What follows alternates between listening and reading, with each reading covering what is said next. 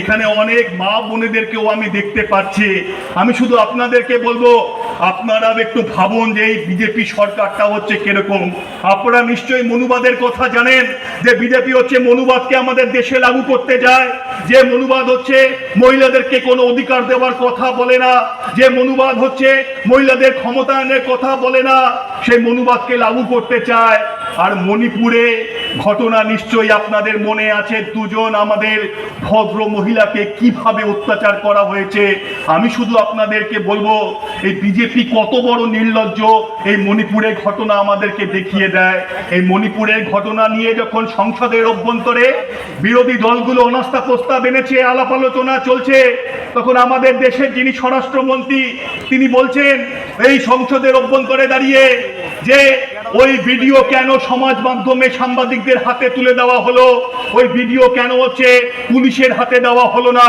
আর পরবর্তী ক্ষেত্রে যে দুজন মহিলার ওপর অত্যাচার হয়েছিল তার মধ্যে একজনের স্বামী হচ্ছে সেনাবাহিনীতে কর্মরত, তারা বলেছে সাংবাদিকদের সামনে আমাদের ওপর যখন অত্যাচার করা হচ্ছিল পুলিশ সামনে ছিল, আমরা পুলিশের পা ধরে কাকুতে মিনতি করেছি, পুলিশ আমাদেরকে বাঁচায়নি। একবার ভাবুন, দেশের স্বরাষ্ট্রমন্ত্রী তিনি জানেন না যে পুলিশের কি ভূমিকা ছিল, তিনি সংসদের অভ্যন্তরে মিথ্যে কথা বলছেন। আর দেশের যিনি প্রধানমন্ত্রী তার তো হচ্ছে সংসদে এসে ওই আলোচনা শোনার কোনো প্রয়োজনই তিনি বোধ করলেন না। তিনি আসলেন যখন আলোচনা শেষ হবে সংসদের অভ্যন্তরে, শেষ কয়েক ঘন্টার জন্য তিনি আসলেন। সেদিন সংসদের অভ্যন্তরে নরেন্দ্র মোদী 2 ঘন্টা 13 মিনিটের একটা বক্তৃতা করলেন, তার মধ্যে প্রথম 1 ঘন্টা 13 মিনিটে একবারের জন্য তিনি মণিপুরের নাম আনেননি। পরবর্তী 1 ঘন্টাতে তিনি মাত্র 5 মিনিটের জন্য মণিপুর আর 5 মিনিটের জন্য এই নর্থ ইস্ট ইন্ডিয়ার হচ্ছে কথা বলেছেন। এটাই হচ্ছে বিজেপির রূপকে উন্মোচিত করে দেয় আমাদের সামনে। তাই আমি আপনাদেরকে বলবো, আমরা যে লড়াই লড়ছি বিজেপির বিরুদ্ধে, এই লড়াইতে হচ্ছে আপনাদেরকে আমরা সামিল হতে বলবো।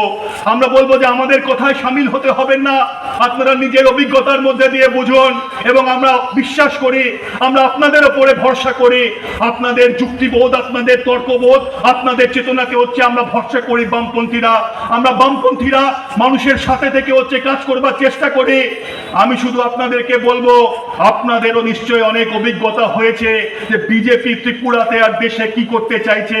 এই লোকসভা নির্বাচনে আমরা ডিওয়াইএফআই এবং টিওয়াইএফ আমরা বলছি এই বিজেপি সরকারকে হচ্ছে পরাজিত করতে হবে, কারণ এই সরকারকে পরাজিত করতে না পারলে বেকার যুবকের কাজ হবে না, এই সরকারকে পরাজিত করতে না পারলে শিক্ষার অধিকার থাকবে না, শিক্ষার অধিকার চলে যাবে শুধুমাত্র বড় লোকদের হাতে, এই সরকারকে পরিবর্তন করতে না পারলে কৃষক তার ফসলের দাম পাবে না, শ্রমিক তার হচ্ছে ন্যায্য মজুরি পাবে না, মহিলারা তার সম্মান পাবে না।